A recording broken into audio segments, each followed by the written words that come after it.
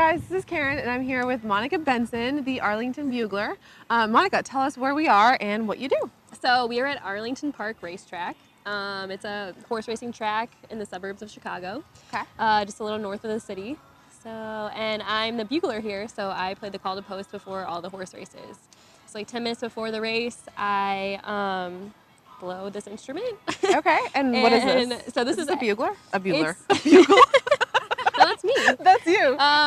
No, so this is actually, everyone calls it a bugle here. Okay. Because the call to post is traditionally a bugle call, so Right. it's played on a bugle, but bugles are smaller instruments and they don't have valves, so they don't look as cool. So this is technically a herald trumpet.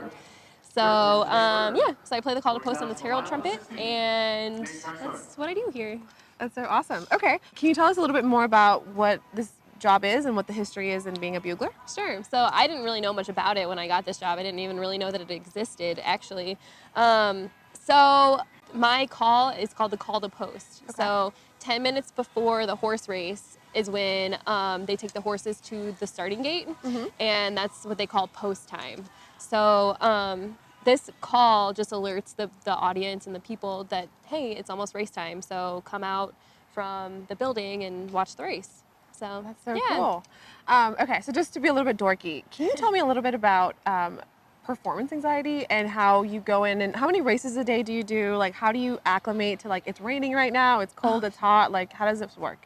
Yeah, so it's a little tricky. In my first year here, it was definitely a big adjustment period for me.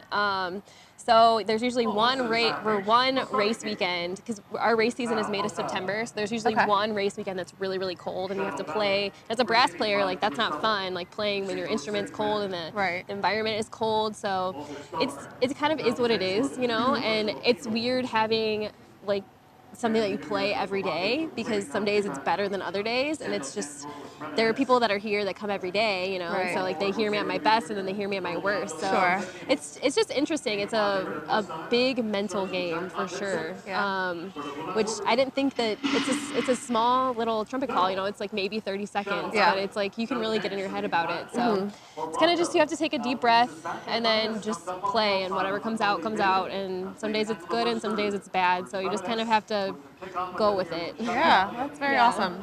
Okay, so can you tell us how you got started in music, what that looked like, and how old you were? Sure. So I started when I was in 5th grade playing trumpet. I wanted to play drums, but they told me I had to start on bells, and I didn't want to do that. So they said like my band director, they had trumpets and saxophones left, and I was like, well, I guess I'll play trumpet. Yeah, it's way cooler. Yeah, and then that's just kind of how it happened. And I knew I always wanted to be doing something in music. Yeah. I just didn't know what it was, you know. I've always been a big music fan. My dad's a big music fan, so, like, I don't know. Just music has always been something that's been around. So Okay. I don't know. Awesome. So can you tell us a little bit more about what you're doing now, besides being a bugler?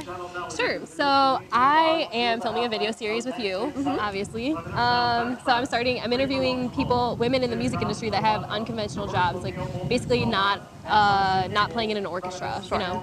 So, because my job is pretty unconventional, so like, I don't know, it's cool. They don't really tell you about jobs like this in school. Like, they're like, oh, you're going to be an orchestral musician or you're going to be a jazz musician. Like, they don't tell you really anything in between, you know. So I'm kind of interviewing people that are in those in between jobs. So just kind of put it out there, and I don't know. I think we would have a lot more interesting people in the music industry if people knew about different jobs like that.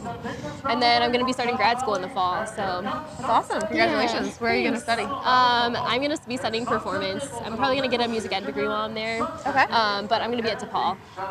Awesome. Yeah. So since you are a young professional and, you know, you're part of our CAM Ambassador program, what are you doing differently now? Like, is there anything new that you've recently learned that has been game-changing for you? Or Oh, sure. Definitely social media. Like, I'm a pretty private person for the most part. Like, I don't know, like, so I didn't really use social media, and like this job in particular, like, I have a pretty big platform. Like, it's a pretty high visibility job. Like, you do a lot of cool things. And I have personal pictures of all of these cool things. This is my 4th summer here, so I've done this stuff, a lot of really cool things, and I have my own personal pictures, but I never really posted them on social media. And so now, like, working with you, like, you're showing me the importance of how important your web presence is. And like even friends that I don't really see that much, they're like, oh, it's so cool like seeing you on social media. Like I love following you. I love like watching what you're doing with your Arlington job, you know? And it's like stuff that I didn't think people would really be interested in, but people actually are. So it's really cool. That's so awesome. Okay, so we're gonna do something like fun and different. Okay. I'm gonna ask you a bunch of like random questions. Okay. And you can just answer with whatever comes to mind first, just so we Okay. can get to know you a little bit better. Sure. Okay, so if you weren't to pick music, what other career choice would you have? Probably something in the medical field, honestly. Yeah, like what? Yeah, like a doctor. At one point when I wasn't sure if I wanted to do music, I actually shadowed a heart surgeon, That is so and I cool. was like, man, like this would be really cool. So like something in the medical field, because I like working with people, I like helping people, so it'd be something in the medical field for sure. Yeah. But Okay, so what is your favorite part about working in the racetrack? being around horses all the time. Around horses? Yeah, I'm a big animal person, so Do you get free food here? yes, sometimes.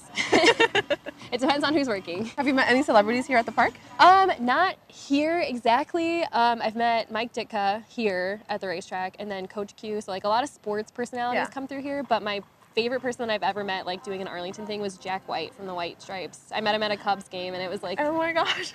I don't know, I nerded out pretty hard. I was like, oh my gosh, this is amazing.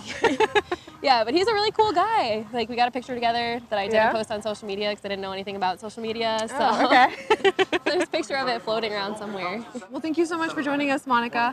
You guys, she's so cool. You need to follow her. Her website is monicabensonTrumpet.com, and she's on Instagram, Twitter, and Facebook.